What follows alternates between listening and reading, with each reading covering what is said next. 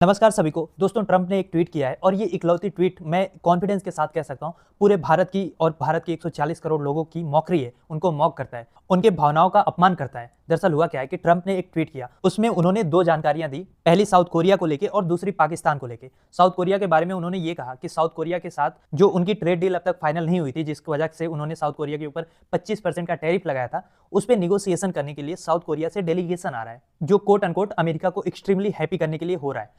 तो अब इसके नीचे उन्होंने एक ट्वीट और किया जिसमें वो ये लिख रहे हैं कि पाकिस्तान के साथ उनकी डील हुई है और अब पाकिस्तान में जो मैसिव ऑयल रिजर्व्स हैं उनको रिफाइन करने का काम या उनको एक्सट्रैक्ट करने का काम जो है वो अमेरिकन कंपनीज करेंगी। बेसिकली अब पाकिस्तान में अमेरिका निवेश करेगा। अब आप कहोगे यहां तक क्या गड़बड़ हो गया, यहां तक तो ठीक है भाई। जब हम अमेरिका को आसिम मुनीर के साथ डिनर करने से नहीं रोक पाए, लंच करने से नहीं रोक पाए, तो फिर अब हम उसको निवेश करने से भी कैसे रोक सकते हैं? अमेरिका एक सुपर पावर है। लेकिन पॉइंट क्या है कि इसके नीचे ट्रंप ने एक लाइन और लिखी जिससे हर भारतीय को ठेस लगेगी। उन्होंने लिखा कि who knows maybe they will one day selling oil to India. मतलब वो कहना ये चाह रहे हैं कि एक दिन ऐसा भी हो सकता है कि पाकिस्तान से जो है इंडिया ऑयल खरीदे। अब आप समझ के देखो ये कितनी बड़ी इंसल्ट है इंडिया की।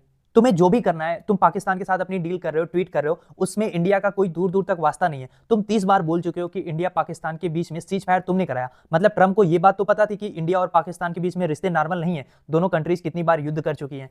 ट्रंप ने खुद कहा है कि कश्मीर के मुद्दे पे वो मीडिएट करना चाहता है। याद होगा आपको, उसने पास्ट में कहा है। मतलब उसको सारी सिचुएशन पता है कि इंडिया और पाकिस्तान के बीच में रिश्ते कितने ज्यादा टेंस हैं। उसके बावजूद भी अगर वो ये कह रहा है कि हम पाकिस्तान से ऑयल खरीदेंगे, तो फिर ये जानबूझ के इंडिया को मॉक करना है, इंडिया को प्रवोक करना है। लेकिन विडंबना ये है कि इसके बावजूद भी सरकार के किसी भी मंत्री ने या मोदी जी ने कुछ भी ट्वीट नहीं किया, ना तो इसका खंडन किया, ना तो इस पे आपत्ति जताई। वहीं दूसरी ओर आपको पता है कि इंडिया के ऊपर 25% के टैरिफ लगाने के साथ साथ, क्योंकि हम रसिया से ऑयल खरीदते हैं, तो अमेरिका ने हमारे ऊपर, खुद ट्रंप ने पेनाल्टी लगाने की बात की है। और पेनाल्टी वर्ड भी आप सोचो अपने आप में कितना अपमानजनक शब्द है कि हम 140 करोड़ लोग हैं, हमारा इतना बड़ा लोकतंत्र है, और कोई कंट्री आके ऐसे ही हम पे पेनाल्टी लगाएगी। रसिया से ऑयल तो चाइना भी खरीदता है, पाकिस्तान के साथ भी रसिया की डील हुई है, उस पे ना तो ट्रंप ने कुछ कहा। पेनाल्टी लगाना तो बहुत दूर की बात है। और अगर अब भी आपको थोड़ा सा भी डाउट है कि इतनी भी क्या बड़ी बात कह दी, तो इस शब्द की ग्रेविटी समझो। देखो, एग्जांपल के लिए आप ये समझो कि कल को इंडिया के मोदी जी ये ट्वीट करें कि रसिया का जो S-400 एयर डिफेंस सिस्टम है ना, ये अब कोई भारतीय कंपनी, अंबानी की, अडानी की, जाके रसिया में बनाएगी,